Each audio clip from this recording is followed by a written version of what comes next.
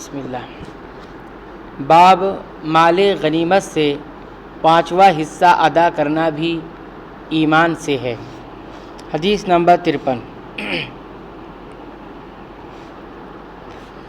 ابو جمرہ بیان کرتے ہیں کہ میں عبداللہ بن عباس رضی اللہ عنہما کے پاس بیٹھا کرتا تھا، وہ مجھ کو خاص اپنے تخت پر بٹھاتے۔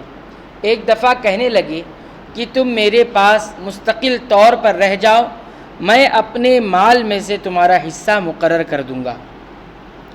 تو میں 2 ماہ تک ان کی خدمت میں رہ گیا۔ پھر کہنے لگے کہ عبد القیس کا وفد جب نبی کریم صلی اللہ علیہ وسلم کے پاس آیا تو آپ نے پوچھا کہ یہ کون سی قوم کے لوگ ہیں یا یہ وفد کہاں کا ہے؟ انہوں نے کہا کہ ربیعہ خاندان کے لوگ ہیں۔ آپ صلی اللہ علیہ وسلم نے فرمایا، مرحبا اس قوم کو یا اس وفد کو، نہ ذلیل ہونے والے نہ شرمندہ ہونے والے، یعنی ان کا آنا بہت خوب ہے۔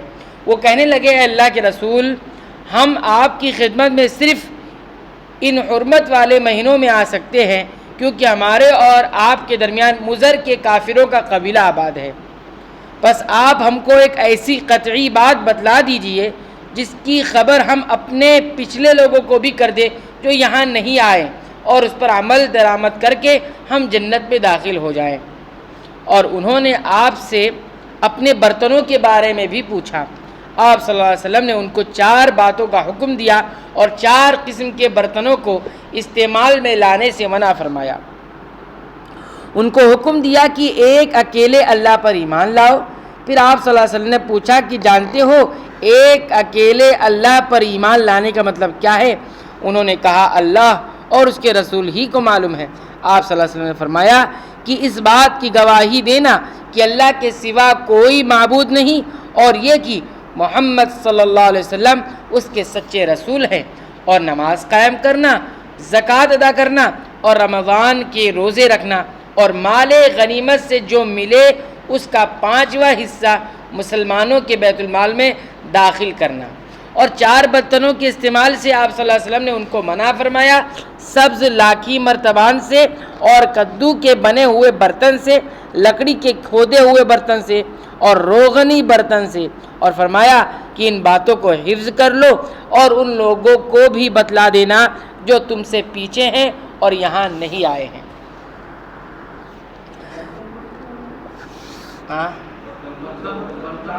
یہ سارے برتن عرب میں وہ برتن تھے جس میں وہ شراب وغیرہ استعمال کیا کرتے تھے، اس وجہ سے منع فرمایا تاکہ پھر دوبارہ وہ چیز ان کو لوٹ کر نہ آ جائے۔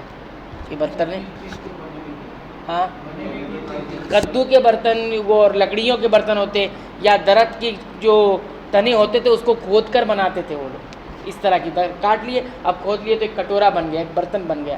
اور جو ہے اس کے اندر سبز لاکھی مرتبان، وہ سب مجھے بھی علم نہیں ہے کیا ہے سبز لاکھی، کوئی پیڑ درخت کا کوئی قسم ہے وہ۔ جی ہاں، وہ تو الگ ہے، وہ الگ ہے، وہ اس میں نہیں، یہ الگ ہے۔ باب اس بات کے بیان میں کہ عمل بغیر نیت اور خلوص کے صحیح نہیں ہوتے، اور ہر آدمی کو وہی ملے گا جو نیت کرے۔ تو عمل میں ایمان، وضو، نماز، زکوٰۃ، حج، روزہ اور سارے احکام آ گئے۔ اور سورہ بنی اسرائیل میں اللہ نے فرمایا، اے پیغمبر کہہ دیجئے کہ ہر کوئی اپنے طریق یعنی اپنی نیت پر عمل کرتا ہے، اور اسی وجہ سے آدمی اگر ثواب کی نیت سے اللہ کا حکم سمجھ کر اپنے گھر والوں پر خرچ کر دے تو اس میں بھی اس کو صدقے کا ثواب ملتا ہے۔ اور جب مکہ فتح ہو گیا تو نبی کریم صلی اللہ علیہ وسلم نے فرمایا تھا کہ اب ہجرت کا سلسلہ ختم ہو گیا لیکن جہاد اور نیت کا سلسلہ باقی ہے۔ حدیث نمبر 54۔ عمر رضی اللہ تعالیٰ عنہ بیان کرتے ہیں کہ نبی کریم صلی اللہ علیہ وسلم نے فرمایا، عمل نیت ہی سے صحیح ہوتے ہیں، یا نیت ہے کے مطابق ان کا بدلہ ملتا ہے، اور ہر آدمی کو وہی ملے گا جو نیت کرے گا۔ بس جو کوئی اللہ اور اس کے رسول کی رضا کے لیے ہجرت کرے اس کی ہجرت اللہ اور اس کے رسول کی طرف ہوگی، اور جو کوئی دنیا کمانے کے لیے یا کسی عورت سے شادی کرنے کے لیے ہجرت کرے گا تو اس کی ہجرت انہی کاموں کے لیے ہوگی۔ حدیث نمبر 55۔ عبداللہ ابن مسعود رضی اللہ تعالیٰ عنہ بیان کرتے ہیں نبی کریم صلی اللہ علیہ وسلم آپ صلی اللہ علیہ وسلم نے فرمایا کہ جب آدمی ثواب کی نیت سے اپنے اہل و عیال پر خرچ کرے بس وہ بھی اس کے لیے صدقہ ہے۔ حدیث نمبر 56۔